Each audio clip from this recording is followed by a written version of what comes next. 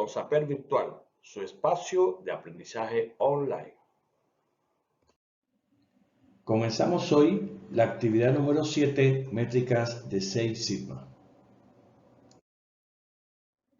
Dentro de las métricas Six Sigma tenemos el índice Z, el porciento de defecto, las partes por millón, los defectos por millón de oportunidades y los defectos por millón de unidades. En la presentación anterior habíamos visto las medidas de tendencia central dadas por la media, la moda y la mediana, y las medidas de dispersión dadas por el rango, la varianza y la desviación estándar. Hoy vamos a tocar un tema muy importante, ese es el límite real de un proceso. El límite real de un proceso no es nada más que aquella posición que tiene la variación con respecto a sus límites de especificación. Por ejemplo, el límite real del proceso va a estar dado siempre por esta ecuación, la media más menos 3 sigmas. En la ubicación de la media más menos 3 sigmas vamos a conocer dónde se encuentra precisamente la variación real de un proceso. ¿Con respecto a quién? A las especificaciones de ingeniería o a las especificaciones del cliente. Al compararlo contra las especificaciones, se va a conocer la capacidad del proceso. Estos límites indican de dónde a dónde varía el proceso usualmente y se utiliza para conocer si un proceso se encuentra dentro o fuera de especificaciones. Tenemos aquí la ecuación para los límites reales de los procesos. Esta se puede desglosar a través de la media menos 3 sigmas para el límite inferior y la media más 3 sigmas para el límite superior. Ahora bien, ¿qué tenemos en la siguiente presentación? Fíjense, tenemos los límites de especificaciones tanto superiores como inferiores. Ellos recuerden que van a estar dados por quién, por aquellas especificaciones de ingeniería o del cliente. Y tenemos un supuesto cálculo de los límites reales del proceso.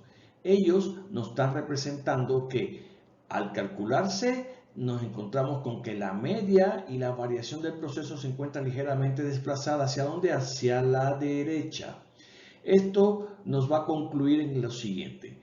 Por este lado izquierdo encontramos que nuestro proceso está dentro de especificaciones por el límite inferior. Fíjense que estamos precisamente con un rango de tolerancia dentro de mis límites de especificaciones. Ahora bien, ¿qué ocurre por el nivel superior? Por el nivel superior es todo lo contrario, es un área bajo la curva que demuestra un proceso fuera de especificación. ¿Por dónde? Por el límite superior. Fíjense que toda esta parte amarilla se encuentra desplazada con respecto a este límite. ¿Qué significa esto? Y concluyendo para este esquema. Tomando en cuenta que con un grupo de datos podemos nosotros calcular la media y la desviación estándar multiplicada por 3 y desglosándolo entre el límite inferior y el límite superior, podemos encontrar qué posición tiene nuestra curva normal con respecto a quién, al límite de especificación tanto inferior como superior.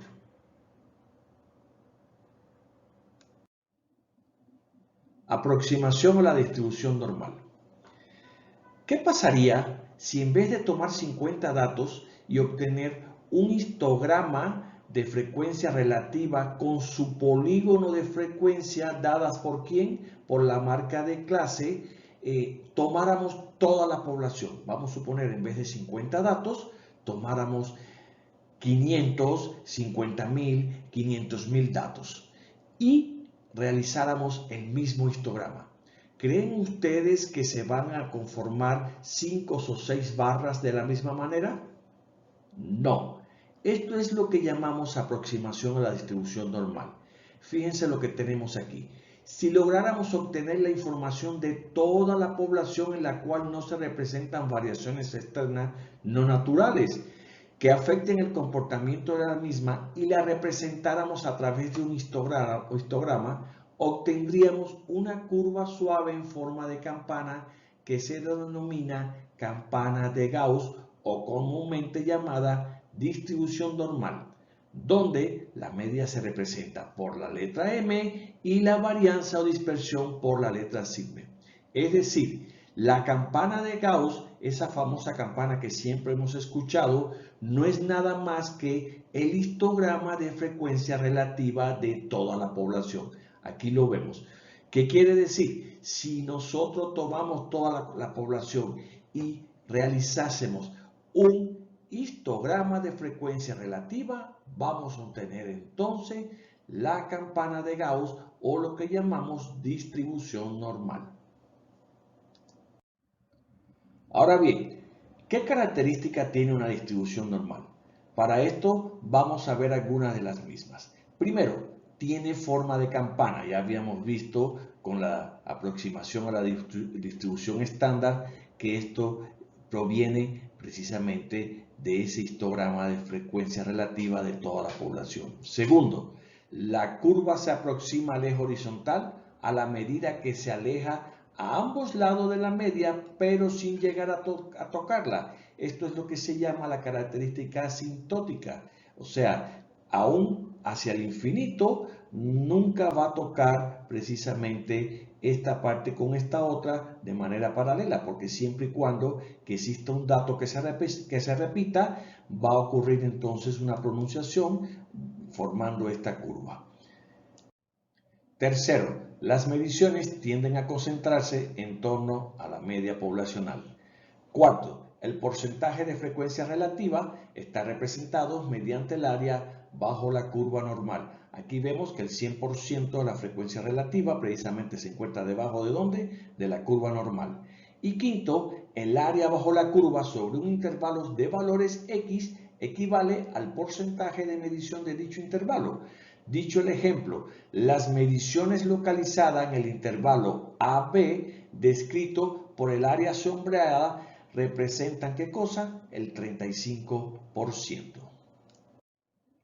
Sexta, cuando una distribución normal tiene media 0 y desviación típica igual a 1, se dice que es una distribución normal estándar y la varianza se denota por la letra Z.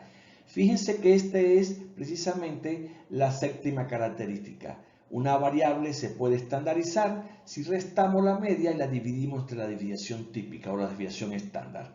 Donde X, ¿qué cosa es? Límite de especificación o característica crítica de calidad. M es la media poblacional y sigma es la desviación poblacional. Entonces, ¿qué es el Z de un proceso? Z es un indicador que nos muestra la capacidad de un proceso calculando las distancias entre las especificaciones y la media del proceso en unidades de desviaciones estándar. Es el llamado sigma del proceso. A través de este indicador podemos conocer con cuántos sigmas cuenta un proceso. Es precisamente el nombre de nuestro diplomado.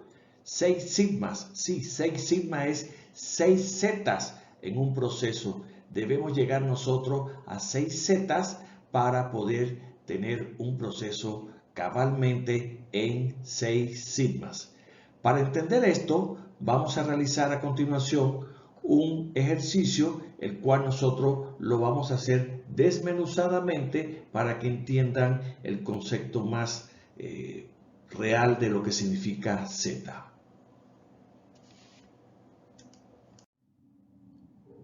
En la diapositiva anterior vimos cómo teníamos el valor Z. Aquí hay una pregunta, bueno, Z me da una escala lineal, vamos a suponer un Z3, un Z7, un Z4, un Z1.2. ¿Qué significa esto? ¿Cuál es el significado de tener este Z? ¿Qué valor realmente? Sabemos que son sigmas. Un ejemplo, si yo tengo 3 sigmas, ¿qué significado tiene real para un proceso? Para esto vamos nosotros a utilizar ¿qué cosa? Esta tabla. Este es un pedazo de tabla que lo copiamos aquí para el ejercicio.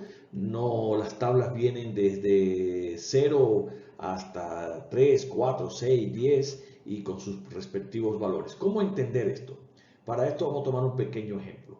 Supongamos que tenemos un Z para el límite inferior que nos dio ya una vez despejando la ecuación, 1.15. ¿Qué significa 1.15? Bueno, es el valor de z.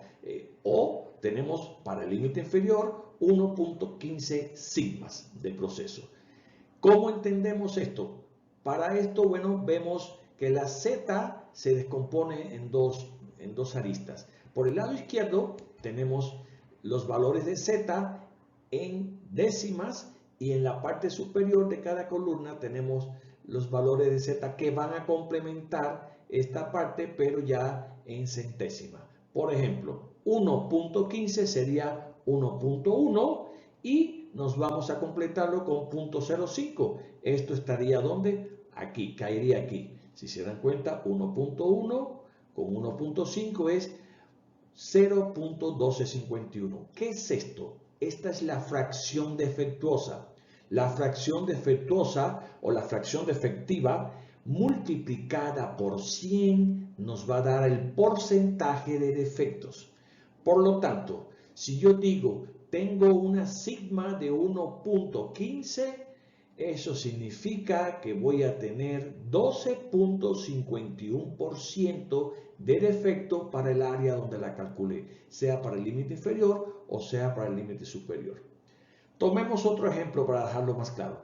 Vamos a suponer que yo quiero conocer cuál es el porcentaje de área bajo la curva que se encuentra sobre el límite superior para un número z que me dio 1.28. Volvemos a hacer la misma operación. Buscamos 1.2. Aquí en la curva lo completamos con el 0.08 y esto nos va a dar ¿cuánto? 0.1003. 0.1003 multiplicado por 100 me da 10.03%.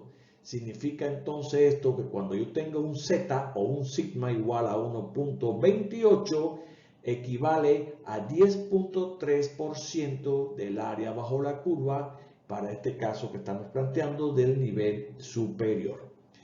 De tal manera que hay algo muy interesante que tenemos que ir entendiendo. En la medida que z va aumentando, en la medida que el sigma va aumentando, ¿qué va pasando con los porcientos? Fíjense aquí, los porcientos van disminuyendo, ¿no? Supongamos para 0.5, 0.46, o si lo llevábamos a por ciento sería 50, 46, 42, 38, 34 y así respectivamente 15, 13, 11%.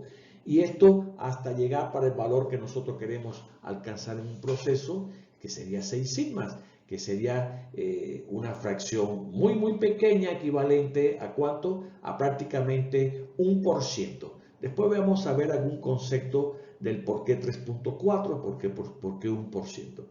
Entonces, algo importante, en la medida que sigma va aumentando, ¿qué va pasando con los porcientos? Van, a ver, aquí teníamos 48, aquí teníamos 10, va disminuyendo. ¿Y qué va pasando con la variación? La variación también tiene que disminuir, porque en la medida que la variación es más pequeña, ¿qué va pasando con esta división? Pues va aumentando sigma. Entonces, sigma aumenta, ¿qué pasa con la variación? Disminuye. ¿Y qué pasa con el porciento? También va disminuyendo. Otro concepto que podemos engancharnos para conocerlo desde entonces, y que es una de las métricas 6 sigmas, son las partes por millón. Aprovechando la tabla, podemos decir que las partes por millón es la fracción defectiva o la fracción defectuosa multiplicado por 10 a la 6, por un millón. Para el ejemplo dado, donde teníamos 0.1251 o un sigma igual a 1.15, que lo habíamos visto aquí, la fracción defectuosa es 0.1251 multiplicado por 10 a la 6 me da 125.010 partes por millón. Significa esto que tenemos 125.100 partes por millón de defectos, no sé, de lo que estemos nosotros calculando. Si tomamos otro ejemplo, vamos a suponer que tenemos una Z igual a 0.55. A ver, 0.55 está aquí. Esto me da ¿cuánto? Un 29%, o 0.2912. Esto multiplicado por 10 a la 6, ¿cuánto sería? Sería 291.200 partes por millón. Lo mismo, las partes por millón van disminuyendo en la medida que el Z va incrementándose, o que esta sigma o esta variación también se va disminuyendo. Entonces, de tal modo que esta introducción al ejercicio nos va a dejar en posibilidades de continuar para presentar el ejercicio cálculo Z.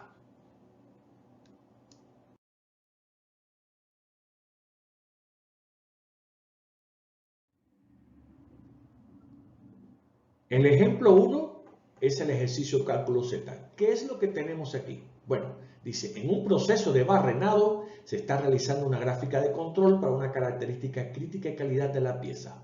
A través de esta gráfica podemos estimar la media poblacional, así como su desviación poblacional con 30.5 y 3.48 micras respectivamente. Si los límites de especificaciones están entre 25 y 40 micras de tolerancia, responder a lo siguiente. A. El porcentaje que se espera por debajo del límite inferior de especificación. B. El porcentaje que sobrepasa el límite superior de especificación. C. El porcentaje que no satisface la especificación establecida. D. El porcentaje dentro de las especificaciones. E. Debido a qué se provoca este problema, a la media o a la desviación. ¿Y qué es lo que usted haría para mejorar este proceso? Desplazar la media, disminuir la variación o cambiar especificaciones. Para responder a las interrogantes anteriores, favor de apoyarse en la tabla de valores porcentuales para una curva normal y graficar la distribución. Esta tabla es la que acabamos de ver hace un ratito en el ejemplo anterior. Si se dan cuenta, es un proceso donde tenemos ¿qué cosa? Una pieza, vamos a ponerla por acá. Esta pieza se le va a realizar un barreno determinado, y queremos una de las características críticas de este barrenado, vamos a suponer que sea la tolerancia que hay entre este punto y este otro de la pieza, ¿no? Entonces, eso es lo que tenemos.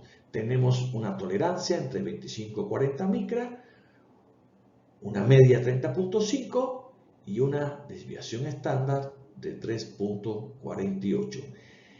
Continuamos el video con el ejemplo para ver cómo desarrollamos esto minuciosamente.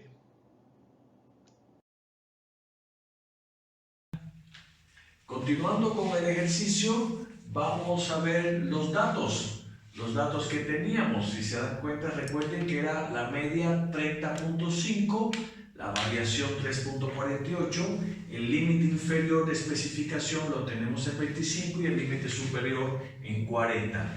Vamos a suponer que estamos trabajando con un sigma igual a 3, o lo que es 99.73% de certeza de que todo va a estar dentro.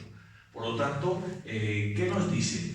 La ecuación de Z para el límite inferior, la tenemos aquí, es la media menos el límite inferior sobre sigma, y es la que vamos a utilizar entonces para la primera pregunta. ¿Cuál es precisamente, como dice la pregunta, cuál es el porcentaje que se espera por debajo del límite inferior de especificación? La segunda era el porcentaje que sobrepasa el límite superior. Para esto usamos Z inferior, Z superior.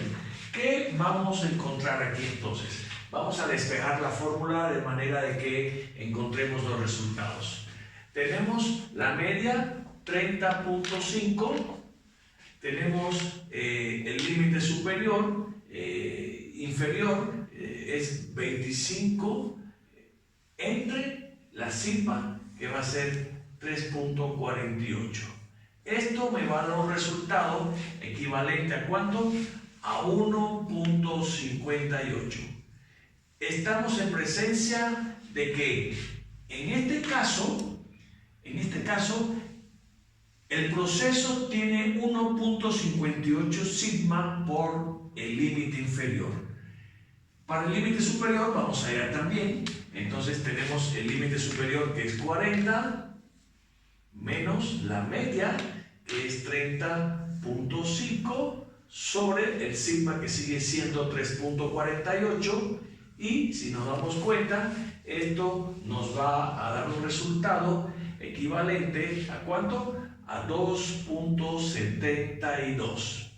2.72, ¿qué significa esto? Que tenemos un sigma de proceso para este ejemplo de 2.72. Si nosotros tenemos que elegir cuál es el sigma general de proceso, siempre vamos a escoger el más pequeño, que significa que es el que más desviación tiene. Para este caso no lo vamos a elegir, vamos a ver qué significa 1.58 y 2.72. Recuerden que habíamos acabado de ver la tabla precisamente de porcentaje defectuoso bajo la curva, la tenemos aquí. Y recuerden cómo se trabaja la misma. Por el lado, en este caso izquierdo, tenemos los decimales. Por el lado superior tenemos la centésima y sobre ellas vamos a trabajar. Entonces, buscamos en la tabla el valor equivalente ¿a cuál? A 1.78. Entonces buscamos aquí el 1, ¿dónde está el 1 aquí? Y buscamos 1.5 y entonces el 008 lo completa y nos va a dar un resultado de ¿cuánto? Fíjense, en la tabla me están diciendo que este resultado entonces va a ser igual ¿a qué?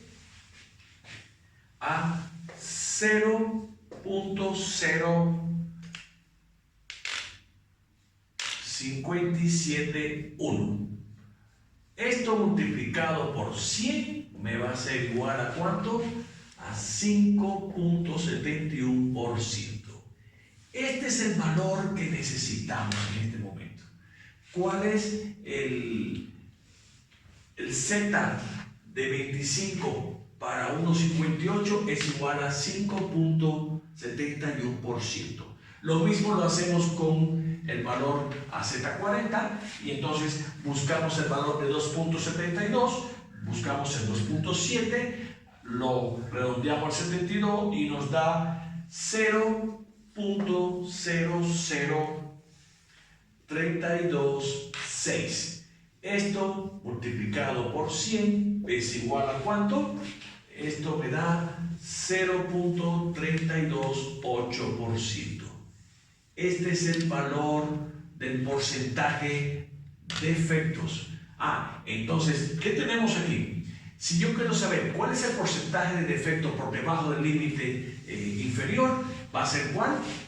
5.71. Si yo quiero saber cuál es el porcentaje de defecto por el límite superior, va a ser 3.28. Recuerden que a la medida que sigma va aumentando, ¿qué va pasando con los porcentajes? Van disminuyendo. Ahora bien, la pregunta número 3. La pregunta número 3 nos dice o nos plantea el porcentaje dentro de especificaciones. ¿Qué porcentaje se encuentra dentro de especificaciones? Bueno, pues entonces sería la suma de estos dos, el 1 más el 2. Y tenemos en este caso que el porcentaje dentro de especificaciones va a ser 6.03%. Este es el tercer resultado. Y el otro es el cuarto, es el porcentaje dentro de especificaciones. Este es el que nos satisface, este es dentro de especificaciones.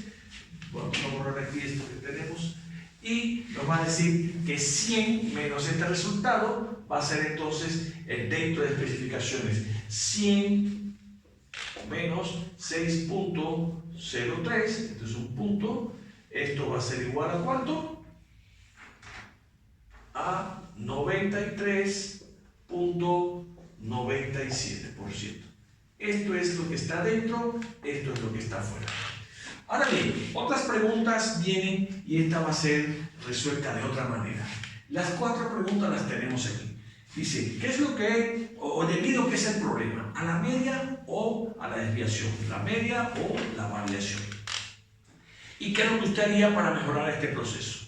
Bien, para esto vamos a basarnos entonces en crear una precisamente gráfica. ¿Qué es lo que tenemos en esta gráfica? Tenemos una gráfica que va desde 18 hasta 42 para saber todo el entorno. El límite mío está en el límite inferior 24, en el límite superior no es 36, vamos a ponerlo correctamente, va a estar ¿dónde? En 40. Entonces vamos a corregir los límites aquí, van a estar ¿dónde? En 25, aproximadamente por acá, 25 y 40. Perfecto. Ahí vemos una media que está en 30.5, ligeramente desplazada hacia el límite inferior. Bien, a priori podemos decir que mi curva va a ser esta. Pero no, esa no es la curva. Recuerden que teníamos esta ecuación que está aquí arriba. ¿Cómo se llamaba esa ecuación? Recuerden, se llamaba la ecuación para calcular los límites reales del proceso. Los límites reales del proceso, la media más menos 3 sigmas, entonces tenemos que hallar la media menos 3 sigma y la media, en este caso la media menos 3 sigmas y la media más 3 sigmas de este otro lado para saber dónde cae exactamente mi proceso.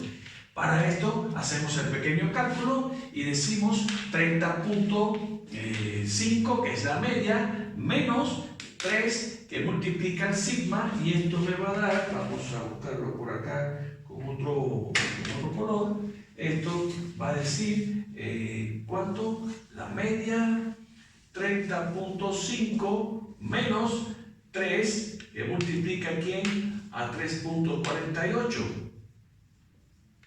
Y esto va a ser igual por este lado, ¿a cuánto?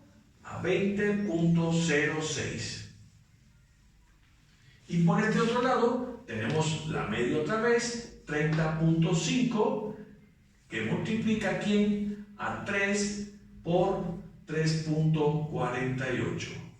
Esto me va a dar un resultado equivalente a ¿cuánto? A 40. Aproximadamente 97. Y entonces, ¿qué tenemos aquí? Aquí tenemos el valor real. Aquí tenemos el límite real del proceso. Conocemos la media, conocemos el límite por el inferior y superior. Y entonces, ¿dónde va a caer? A 20.06 aproximadamente aquí. Y el otro sería 40.97 aproximadamente en 41. Ahora tenemos el valor de la curva real. ¿Cuál va a ser? Este que está aquí, si se dan cuenta, es simétrica con respecto a ¿quién? A la media, y entonces ella va a llegar a este puntito que está aquí. ¿Qué es lo que nosotros vamos a observar? Un pedacito aquí de curva fuera de los límites y un pedazo más grande fuera de los límites. ¿Equivalente a qué? Precisamente a estos valores que encontramos nosotros. Si se dan cuenta, de este lado aquí vamos a encontrar el 5.71% de área bajo la curva fuera de especificación. Y acá vamos a encontrar ¿cuánto? Simplemente el 0.32% de área bajo la curva fuera de especificación. Entonces, en este concepto tenemos todo el planteamiento que hacemos. Ya viendo esto, volvemos a la pregunta, ¿a qué debido el problema? ¿Es debido a qué? ¿A la media o a la variación? Creo que está claro que lo que se ha salido aquí del lugar ha sido ¿qué cosa? La variación. Mírenla, este pedazo se salió y este también se acaba de salir. Pero tenemos una fórmula más rápida y es a través del rango. Si yo digo, ¿cuál es el rango aquí? ¿Cuál es el rango de especificación? Este rango que tenemos sobre mis límites de especificación. 40 menos 25, ¿a qué es igual? 15. ¿Sí? ¿Y cuál es el rango que tengo en el proceso? ¿Cuánto sería? Sería 40 20.97 menos 20.06. Retomando, tenemos entonces que el rango está en 20.95. Bien, perfecto. ¿Qué es lo que tenemos que hacer aquí entonces? Si nos damos cuenta, si el rango del proceso es mayor al rango de especificaciones, ¿qué tenemos que hacer? Disminuir la variación.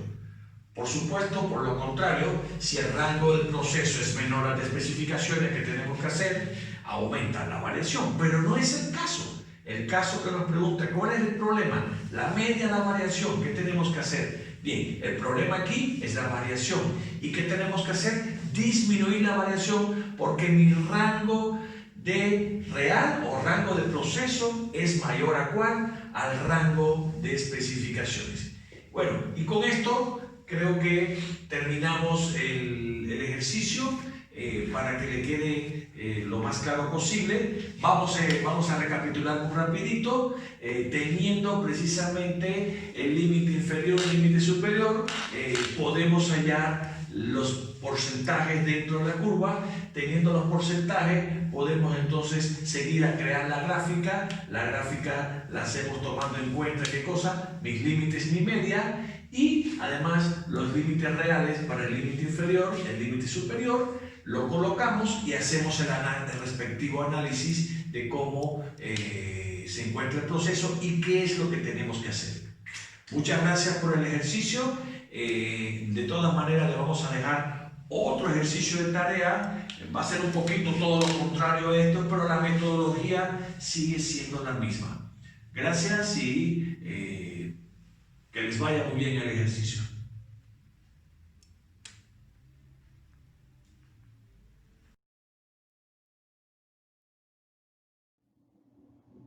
Concluimos el ejercicio y bueno, ustedes van a seguir desarrollando el otro que dejamos de tarea y vamos a ir conociendo cómo se ve en el proceso realmente esto de los 6 sigmas. Cuando tenemos más o menos un sigma, tenemos el 68.26% de exactitud de que todo está ocurriendo bien. Cuando tenemos menos 2, el 95.46, cuando tenemos más menos 3, que estos son los límites reales del proceso. Todo proceso parte de 3 sigmas precisamente. Tenemos el 99.73% de certeza que todo lo que está dentro de la curva va a salir bien.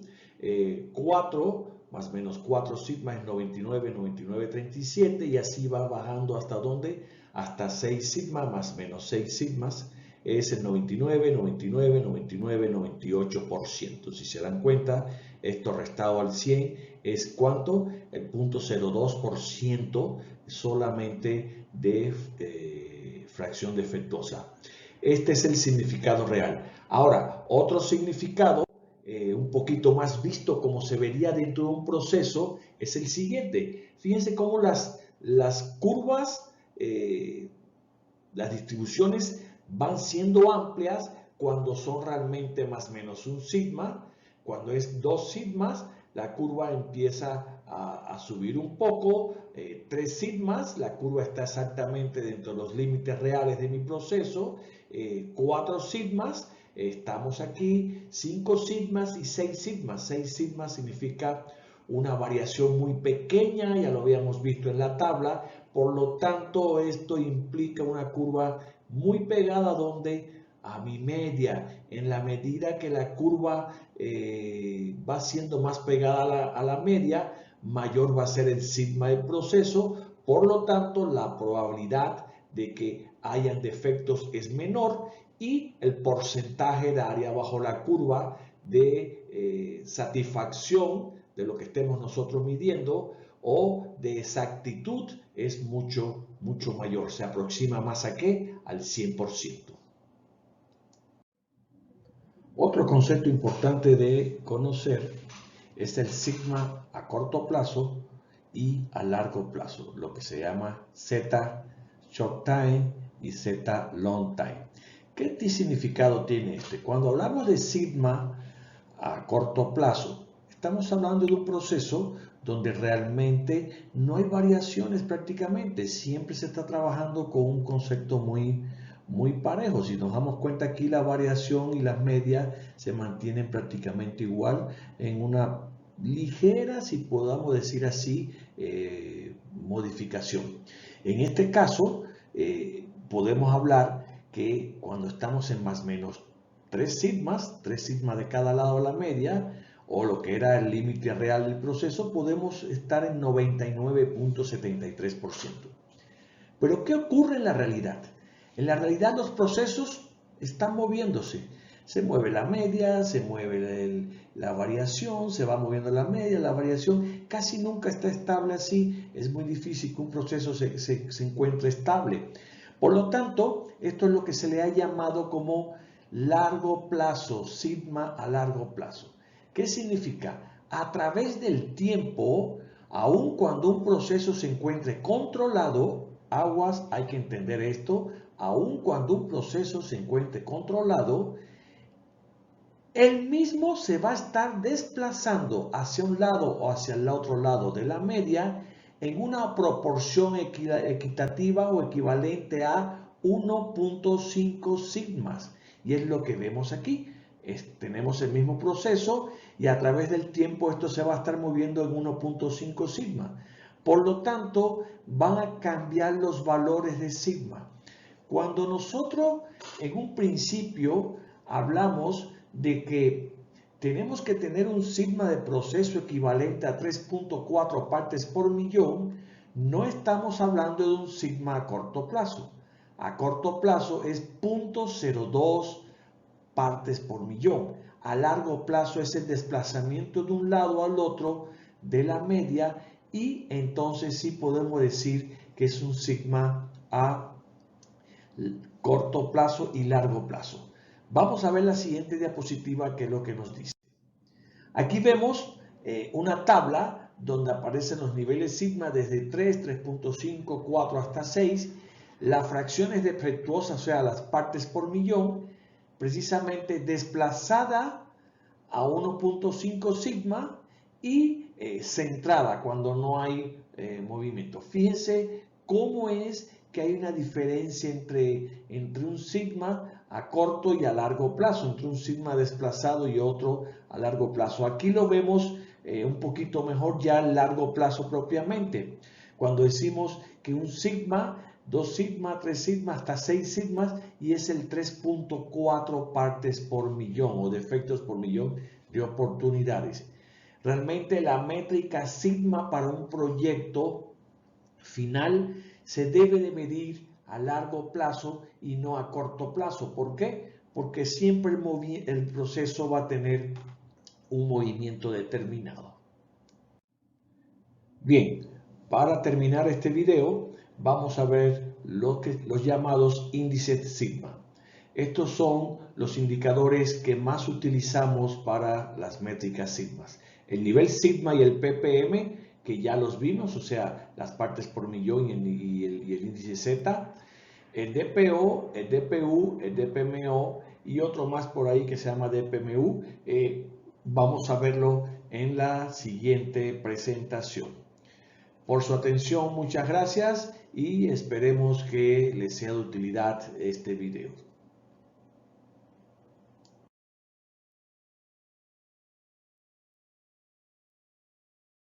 Muy bien, hemos llegado al final. Gracias por su atención. Nos vemos hasta la próxima sesión en su espacio Consaper Virtual.